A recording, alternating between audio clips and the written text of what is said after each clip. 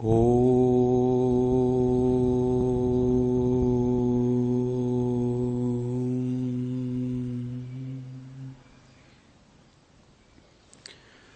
धर्म प्रेमी सज्जनों, शुक्र नीति 10वां दिन। आचार्य शुक्र भाग्य और कर्म को लेकर के विशेष विस्तार से परिचर्चा कर रहे हैं और इस परिचर्चा के आधार पर वे कहते हैं कि राजा इन दोनों को ठीक कर सकता है। मनुष्यों के प्रारब्ध को भी ठीक कर सकता है और उनके पुरुषार्थ को भी ठीक कर सकता है। यदि राजा ठीक होगा, पुरुषार्थ ठीक प्रजा से करवाएगा और उस पुरुषार्थ से प्रारब्ध बनेगा, राजा कारण हो जाता है। इसी प्रकार की बात कही, कालस्य कारणम राजा सत असत कर्मणः त्वतः स्वक्रोर्योर उद्यत दंडाभ्याम स्वधर्मे स्थापयेत प्रजाः। शुभ और अशुभ अर्थात अच्छे और बुरे कर्म को कराने वाले काल का भी कारण राजा होता है। अर्थात शुभ अशुभ जो कर्म किए जाते हैं, बहुत सारे लोगों की मानसिकता ये होती है जी टाइम ही ऐसा चल रहा है, समय ही हमारा बुरा चल रहा है, माने समय के ऊपर डाल देते हैं। मानसिकता व्यक्ति की प्रायः ये देखी जाती है कि व्यक्ति स्वयं की गलती नहीं देखता है, दूसरे के ऊपर थोप करके अपने आप को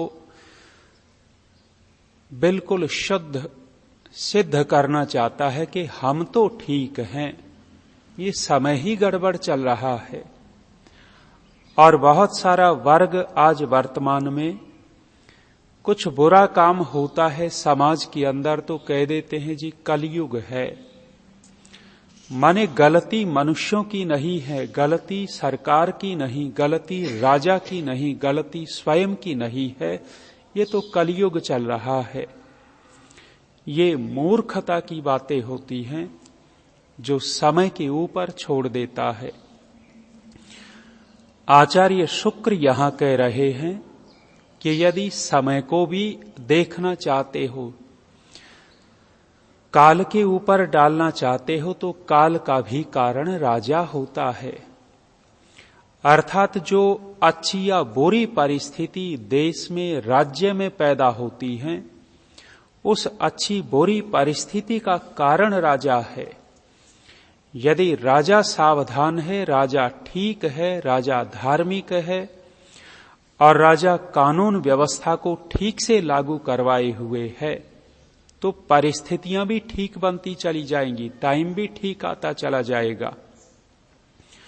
और यदि राजा ठीक नहीं है तो परिस्थितियां बिगड़ेंगी, टाइम बिगड़ता चला जाएगा।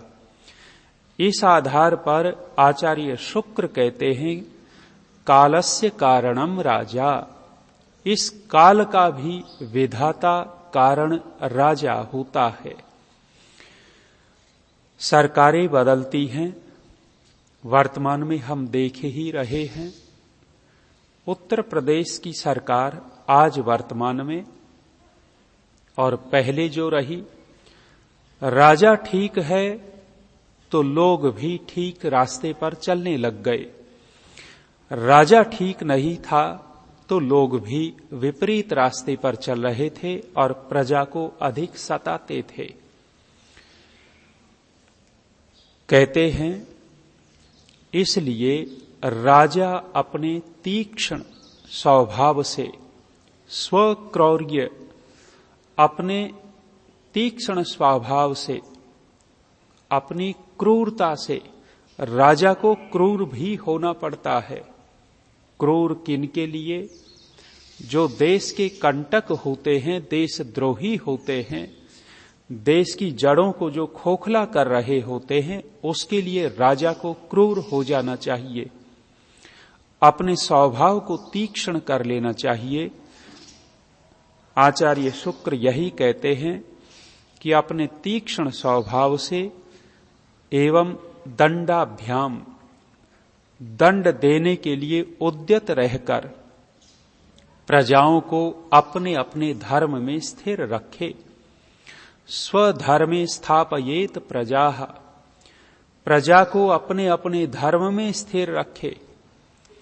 कोई गृहस्थ अपने गृहस्थ का पालन नहीं कर रहा, अर्थात अपनी संतान को विद्या नहीं पढ़ा रहा और अपने बड़ों की, माता पिता की सेवा नहीं कर रहा, तो राजा का इन दोनों परिस्थितियों में दंड होना चाहिए। यदि कोई संतान अपनी जिम्मेदारी नहीं कर रही, राजा उसको ठीक करे। कोई अपने बच्चों को पढ़ा नहीं रहा, राजा उन माता पिता को दंडित करे, तो अपने आप प्रजा स्वधर्म में स्थापित होती चली जाएगी। महर्षि मनु कहते हैं, ऋषि मनु का विधान यही था कि जो गृहस्थ अपनी संतान को गुरुकुल में नहीं भेजते थे, विद्या ग्रहण नहीं करवाते थे, तो वे माता पिता राजा की ओर से दंडित होते थे। आज वर्तमान में ऐसा नहीं है। बहुत सारे लोग आज भी अनपढ़, जो माता पिता अपने बच्चों को विद्यालय नहीं भेज रहे, और इससे पहले की परिस्थिति तो और विकृत थी और बुरी हालत थी। कितने सारे लोग लगभग 50-60 साल पहले की परिस्थिति देखें तो अनपढ़ कितने थे, और पहले देखें तो अनपढ़ों की संख्या बढ़ी हुई थी। क्यों? क्योंकि ऋषियों के संविधान को नहीं माना। तो आचार्य शुक्र कहते हैं, कालस्य कारणम राजा, परिस्थिति का भी कारण राजा ही होता है। यदि राजा ठीक है तो परिस्थितियां ठीक रहेंगी, राजा ठीक नहीं है तो परिस्थितियां भी बिगड़ जाती हैं। आगे कहते हैं कि राजा किस किस के माध्यम से कार्य करे, राजा की ताकत क्या होती है, राजा का बल क्या है। अब राजा से तात्पर्य हम देश राज्य के मंत्री, मुख्यमंत्री अथवा प्रधानमंत्री से भी ले सकते हैं, और राजा का तात्पर्य समाज के मुखिया को भी ले सकते हैं, राजा का तात्पर्य अपने परिवार के मुखिया को भी ले सकते हैं। वो भी राजा ही है। तो वो राजा किस ताकत से काम करे, उसके बल क्या क्या होते हैं, ताकतें क्या हैं। आचार्य शुक्र कहते हैं 7 अंग होते हैं राजा के। उन अंगों का निर्देश करते हैं। स्वाभ्याम स्वाम्य अमात्य सुहृत कोश राष्ट्र दुर्ग बलानि च सप्त अंगम उच्यते राज्यम तत्र मूर्धा नृपः स्मृतः। कहते हैं राजा, मंत्री, मित्र, कोश अर्थात खजाना, राष्ट्र अर्थात देश, राज्य, दुर्ग किला जहां वो रहते हैं, और सेना, ये 7 अंग कहलाते हैं राजा के। और इन 7 में राजा को सर्वश्रेष्ठ अंग माना गया है, शेर के तुल्य माना गया है। जैसे शरीर के अंदर दूसरे अंग महत्वपूर्ण हैं, लेकिन इस शरीर में जो शेर है वो सबसे अधिक महत्वपूर्ण है। हाथ कट जाएगा शरीर चलेगा, पैर कट जाएगा शरीर चलेगा, और भी कुछ हानि हो जाए शरीर जीवित रह जाता है। लेकिन यदि सिर कट जाए, सिर कटने के बाद शरीर जीवित नहीं रहता। इसी प्रकार से मंत्री भी है, मित्र भी है, कोश भी है, राष्ट्र भी है, दुर्ग और सेना भी है, लेकिन वहां राजा न हो, तो ये सारे के सारे व्यर्थ हो जाते हैं। इसलिए राजा रूपी अंग को सबसे श्रेष्ठ कहा है। और इन सब में अंगों की तुलना करते हुए कहा कि कौन कौन किस अंग के तुल्य है। दृक् अमात्यः सुहृत् श्रोत्रम मुखम कोशो बलम मनः हस्तौ पादौ दुर्गराष्ट्रौ राज्यांगानि स्मृतानि ही। कहा कि मंत्री को नेत्र के तुल्य जानना चाहिए। राजा जो देखता है वो मंत्री के माध्यम से देखता है। इसलिए मंत्री सुयोग्य होना चाहिए। जैसे शरीर के अंदर आंख बहुत महत्वपूर्ण अंग है, इसी प्रकार राज्य में मंत्री बहुत महत्वपूर्ण अंग होता है। जैसे आंख की हम बहुत जांच करते हैं, इसको सुरक्षित रखते हैं, ऐसे ही मंत्री को सुरक्षित रखा जाता है। तो राजा मंत्री के माध्यम से देखता है। और कहा है जो सुहृत है, मित्र हैं, वो कान अंग के तुल्य है। अर्थात मित्र के माध्यम से सारी जानकारियां भले बुरे की उसको मिल जाती हैं। और जो मुंह है उसको कोश के तुल्य कहा है। जैसे मुंह में डाला हुआ पदार्थ उदर में इकट्ठा होता है, इसी प्रकार से कोश को मुख कहा। सेना मन अंग के तुल्य है।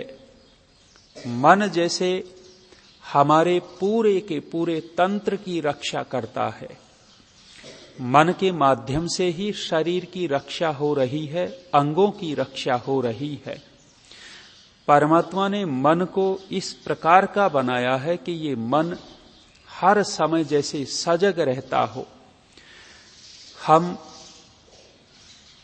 बैठे हैं और इतने सावधान नहीं हैं, किसी धुन में खोए हुए हैं, किसी विचार में खोए हुए हैं। उस समय भी यदि कोई हमारे पास सर्प आ जाता है और वो सर्प हमारी त्वचा से स्पर्श कर देता है, तत्काल वह मन हमें जानकारी करवा देता है और हम एकदम उठ करके भाग खड़े होते हैं। तात्पर्य है कि मन हमारे पूरे तंत्र की रक्षा कर रहा है। यदि मन न हो, वैज्ञानिक लोग वांछनीय अवांछनीय क्रियाओं के दो भेद करते हैं। अर्थात एक शरीर में वे क्रियाएं हैं जो हमारी इच्छा से चल रही हैं, दूसरी क्रियाएं वे हैं जो स्वाभाविक रूप से चल रही हैं। जैसे हम हाथ पैर उठाते, हिलाते, चलाते हैं, तो ये जो क्रिया हुई इसको वांछनीय क्रिया कहते हैं वे, कि हमारी इच्छा से हुई। और जो हृदय का धड़कना, रक्त का प्रभावित होना, इसको कहते हैं ये क्रिया तो हो रही है लेकिन हमारी इच्छा के बिना हो रही है। मनोवैज्ञानिक ये कहते हैं कि ये क्रिया भी बिना मन के नहीं हो रही है। मन की उपस्थिति से ही अंदर की ये क्रियाएं चल रही हैं। तो मन जो है ये सेना के तुल्य है। जैसे सेना रक्षा करती है, इसी प्रकार से मन रक्षा करता है। दोनों हाथ दुर्ग के तुल्य हैं। जैसे दुर्ग में बैठ करके व्यक्ति सुरक्षित होता है, इसी प्रकार से हाथों को पाकर के व्यक्ति सुरक्षित रहता है। कोई प्रहार करता है तो तत्काल उसको रोकने के लिए हाथ आगे बढ़ते हैं। तो इन हाथों को दुर्ग के तुल्य कहा राजा का, और राष्ट्र कहा है पैरों के तुल्य। तो इस प्रकार से ये 7 अंग राजा के कहे हैं और ये अंग बड़े महत्वपूर्ण हैं। इन सब का एक एक का महत्व बता रहे हैं आचार्य शुक्र। राजा का क्या महत्व है? राजा की आवश्यकता क्या है, देश को, राज्य को, गांव में मुखिया की आवश्यकता क्या है, परिवार में मुखिया की आवश्यकता क्या है, किसी संस्था में मुखिया की आवश्यकता क्या है। राजा बहुत महत्वपूर्ण होता है।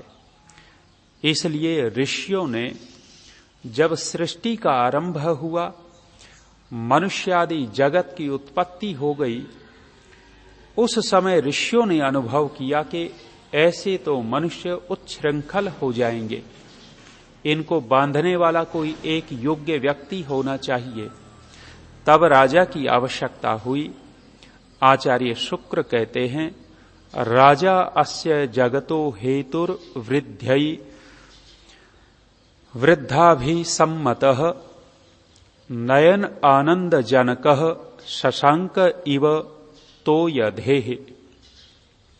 राजा के लिए कहा है कि राजा नयनों को आनंद देने वाला होता है, राजा सबको आनंद देने वाला होता है। और उपमा दी कि जैसे चंद्रमा समुद्र की और सौंदर्य को बढ़ा करके आनंद दे देता है। समुद्र के ऊपर चंद्रमा की किरणें पड़ती हैं तो समुद्र और सुंदर लगता है, और चंद्रमा की किरणें तो कहीं भी पड़ती हैं तो ही सुंदरता आ जाती है। गुजरात का क्षेत्र कच्छ का, कच्छ क्षेत्र में रण कहते हैं। रण अर्थात नमक की बहुत मोटी परत जमी हुई है। सफेद नमक की बहुत दूर तक सैकड़ों किलोमीटर में वो नमक की मोटी परत जमी पड़ी है। कितनी मोटी होगी वो तो वैज्ञानिक लोग जानते होंगे, वहां के परीक्षण करने वाले जानते होंगे। जैसे पत्थर की शिला है, इसी तरह से जमीन सफेद है पूरी की पूरी उस नमक की शिला से। और कहते हैं कि जब उसके ऊपर चंद्रमा की किरणें पड़ती हैं, नीचे से वो सफेद है तो इतना सुंदर लगता है, लोग उसकी सुंदरता को देखने के लिए हजारों हजारों वहां जाते हैं। कच्छ में मेला भरता है उस समय। तो आनंद देने वाला जैसे चंद्रमा समुद्र के ऊपर किरणें डाल करके होता है, इसी प्रकार से कहा राजा भी आनंद देने वाला होता है। क्यों? क्योंकि राजा ही संसार के अभ्युदय अर्थात उन्नति करने वाला, वृद्धि करने का कारण होता है। संसार का अभ्युदय होगा तो राजा के माध्यम से होगा, और ऐसा वृद्धों का मत है, अर्थात विद्वानों का ऐसा मत है कि राजा ही देश की उन्नति करवा सकता है। इसलिए राजा का होना अति आवश्यक होता है। या यदि राजा न हो तो अराजकता फैल जाए और बिना राजा के पूरी अव्यवस्था हो जाए और लोग आपस में ही मारने काटने लग जाएं। इसलिए राजा अति महत्वपूर्ण है। आज इतना ही।